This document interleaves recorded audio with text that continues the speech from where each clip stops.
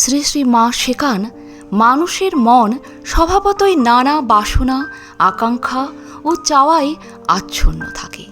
তাই ঈশ্বরকে ভালোবাসতে চাইলেও মন বারবার অন্যদিকে ছুটে যায়।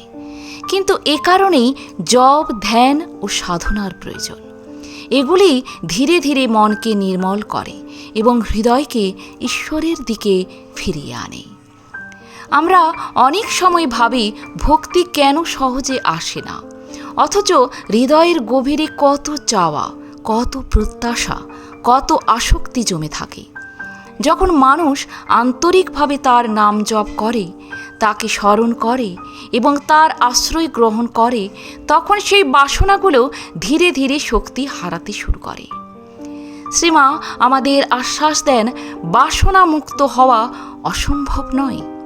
ধৈর্য, নাম জপ এবং আন্তরিক সাধনার মাধ্যমে মন একদিন সত্যিই হালকা হয়ে ওঠে। তখন ভক্তি আর কোনো প্রাপ্তির জন্য থাকে না, তখন ভালোবাসা শুধু তার জন্যই জেগে ওঠে। এই নিঃস্বার্থ প্রেমই ভক্তির পথ খুলে দেয়।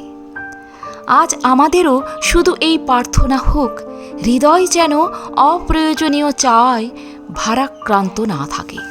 তার নাম, তার স্মরণ এবং তার কৃপায় মন যেন ধীরে ধীরে নির্মল হয়। আর ভক্তি যেন কোনো স্বার্থ ছাড়াই শুধু তাকেই ভালোবাসতে শেখে। মাগো, প্রণাম নিও। আজ এ পর্যন্তই। ভালো থাকবেন, সুস্থ থাকবেন। যদি ভিডিওটি ভালো লাগে একটা লাইক অবশ্যই করে যাবেন। আর আপনি যদি নতুন এসে থাকেন আমার চ্যানেলটিকে সাবস্ক্রাইব করে বেল আইকনটি প্রেস করতে ভুলবেন না। সবার আগে বেলা 3টেই পৌঁছে যাবে আমার ভিডিওগুলি আপনার কাছে প্রতিদিন। ধন্যবাদ।